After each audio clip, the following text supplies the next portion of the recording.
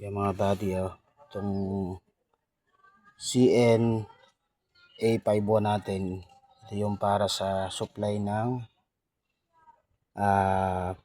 F oil pressure sensor.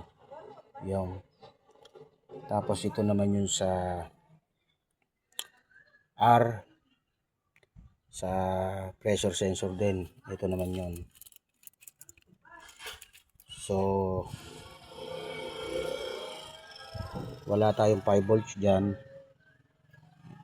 Yan mga body. So yan yung ito-trouble natin. Kasama yan mga body. Dalawa. So yung green natin, yan ang signal. Green red.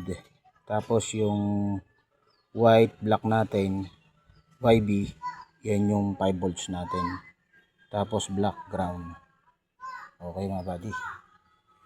Ganon din yan sa R. Pressure sensor. Okay. 3 pin.